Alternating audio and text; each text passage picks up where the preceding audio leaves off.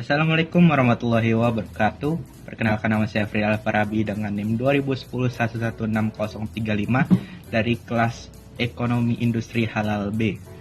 Yang terhormat pada Bapak Muhammad Anwar Fatoni dan Bapak Prima Dwi Priyatno selaku dosen pengampu mata kuliah Ekonomi Industri Halal.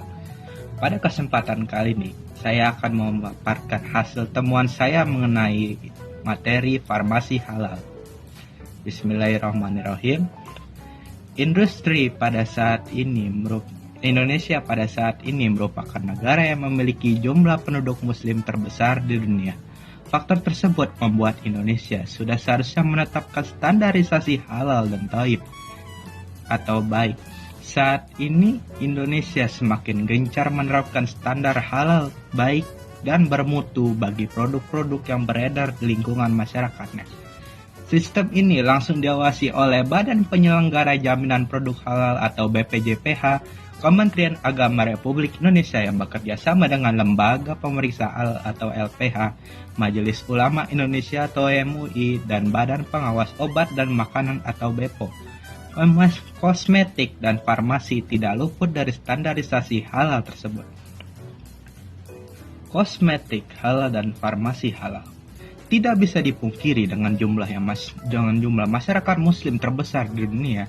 Indonesia memiliki potensi yang besar untuk mengembangkan produk halal. Salah satu contohnya adalah penjualan kosmetik yang berlabel halal. Dalam jurnal Konsep Bisnis dan Manajemen Safrida DKK menyimpulkan bahwa label halal secara parsial memiliki pengaruh positif dan signifikan dalam keputusan konsumen untuk membeli kosmetik terkenal. Begitu pula dengan gaya hidup halal secara simultan berpengaruh positif dan signifikan terhadap keputusan untuk membeli kosmetik terkenal. Kosmetik halal dan perawatan pribadi halal mencakup segala aspek proses produk yang dimulai dari bahan baku ke proses pengolahan, penyimpanan, distribusi, transportasi, dan pengiriman ke konsumen yang tidak terpapar hal-hal yang diharamkan.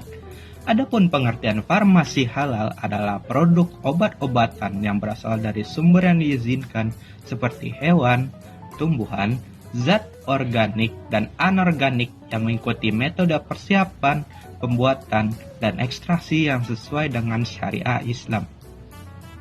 Pada kosmetik dan farmasi, proses rantai pasokan tidak boleh terkena hal-hal yang dilarang syariah, termasuk pula harus menjamin keamanan dan menjamin keampuhan suatu produk.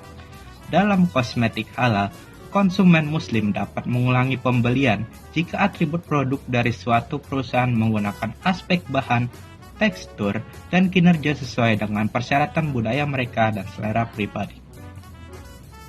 Berdasarkan laporan The State of the Global Islamic Economy Report tahun 2022, diketahui bahwa pengeluaran muslim untuk obat-obatan secara global adalah 100 miliar US dollar pada tahun 2021 dan diperkirakan akan mencapai 129 miliar US dollar pada tahun 2025. Sementara belanja untuk kosmetik halal secara global diperkirakan akan mencapai 70 miliar US dollar pada tahun 2021 dan mencapai 93 miliar US dollar pada tahun 2025. Farmasi dan kosmetik halal merupakan produk yang terbuat dari bahan yang sesuai dengan syariat Islam. Kandungan itu bebas dari unsur binatang yang diharamkan dan disembelih tidak sesuai dengan tuntunan Islam. Komoditas itu harus diproduksi dan diproses menggunakan alat yang tidak tercampur oleh zat yang tidak sesuai dengan syariat. Dengan demikian, farmasi dan kosmetik halal merupakan harmonisasi dari syariat Islam, Good Manufacturing Practice atau GMP, serta bahan baku halal. Selanjutnya ada peluang dari industri farmasi global. Berikut merupakan beberapa peluang yang ada pada industri farmasi global yang halal. Yang pertama yaitu penjualan obat over the counter atau OTC. Obat yang dapat dibeli secara bebas tanpa resep dokter diperkirakan akan didominasi oleh pasar Asia Pasifik sebesar 36% hingga tahun 2022. Yang kedua yaitu kategori obat tidur dan penenang juga diprediksi mengalami kenaikan. penjualan selama tahun 2017 hingga tahun 2022. Faktor yang mempengaruhi hal ini yaitu meningkatnya tingkat stres pada masyarakat, tingginya tingkat kesibukan dan gaya hidup yang serba cepat dan modern. Yang ketiga yaitu penjualan obat secara online dengan kategori vitamin dan suplemen diprediksi akan tumbuh pada periode yang sama. Selanjutnya ada Fatwa MUI nomor 30 tahun 2013 tentang obat dan pengobatan. Fatwa MUI nomor 30 tahun 2013 tentang obat dan pengobatan menyatakan bahwa ketentuan hukum dalam fatwa tersebut disebutkan bahwa penggunaan bahan najis atau haram dalam obat-obatan hukumnya adalah haram. Namun penggunaan obat yang berbahan najis atau haram untuk pengobatan yang hukumnya harus kecuali memenuhi beberapa syarat sebagai berikut.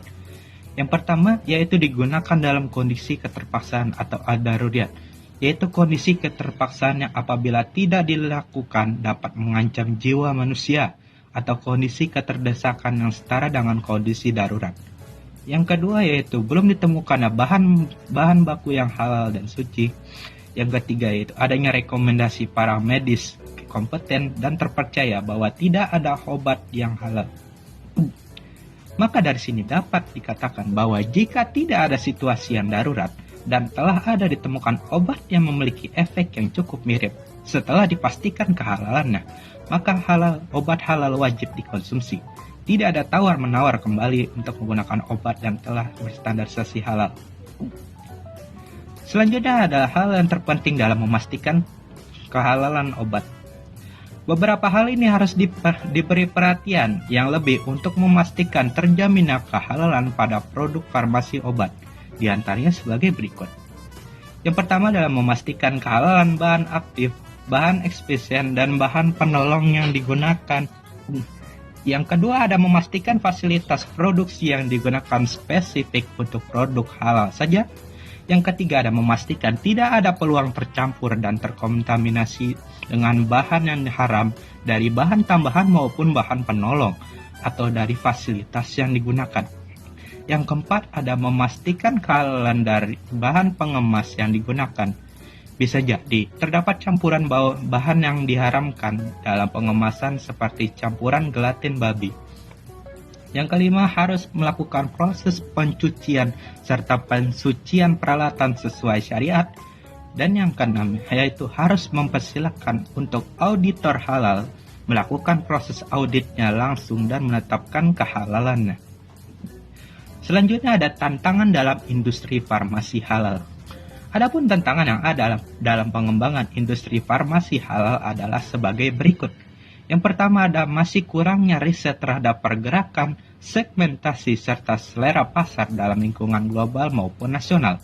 Selanjutnya ada akses menuju pasar yang masih belum terbuka lebar dan didominasi oleh produk farmasi bebas atau diragukan kehalalannya. Yang ketiga ada penguasaan dan pemanfaatan teknologi untuk pengembangan produk farmasi halal yang masih terbilang rendah. Yang keempat ada kebijakan pemerintah dengan pemangku kepentingan yang masih belum selaras. Yang kelima ada perbedaan informasi yang masuk antar berbagai sektor karena masih belum terbuka luasnya akses informasi beserta sistem informasi yang masih kurang baik. Yang keenam ada sulitnya mendapatkan akses permodalan untuk aktivitas operasional maupun pengembangan produk farmasi halal. Yang ketujuh adanya kurangnya riset dan pelaksanaan regulasi mengenai uji bahan farmasi halal. Dan yang ke-8 yaitu masih rendahnya tingkat literasi masyarakat untuk membaca dan memahami kehalalan bahan yang biasanya tercantum di belakang kemasan produk farmasi. Oleh karena itu, untuk menyelesaikan tantangan tersebut diperlukan riset yang mendalam terkait pengembangan variasi produk farmasi halal yang disesuaikan dengan permintaan pasar yang ada.